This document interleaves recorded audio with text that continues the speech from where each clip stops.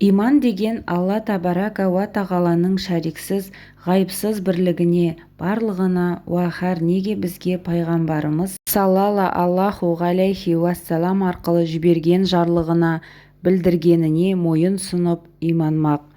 Енді бұл иман дерлік, имануға екі түрлі нәрсе керек. Әуел не нәрсеге иман келтірсе, соның хақтығына ақылы бірлән дәлел жүргізерлік болып, ақылы дәлел испат қыларға жараса, мұны якини иман десек керек.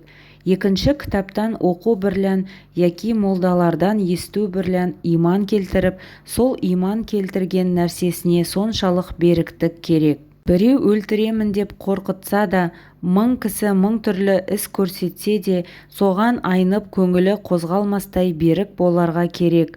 Бұл иманды иман таклиді дейміз. Енді мұндай иман сақтауға қорықпас жүрек, айнымас көңіл, босанбас буын керек екен. Якини иманы бар деуге ғылымы жоқ, таклиді иманы бар деуге беріктігі жоқ. Я алдағанға, я азғырғанға, я бір пайдаланғанға қарап, ақты қара деп, я қараны ақ деп, я өтірікті шын деп ант ететұғын кісіні не дейміз?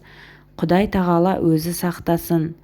Уа әрнешік білмек керек, жоғарғы жазылмыш екі түрліден басқа иман жоқ.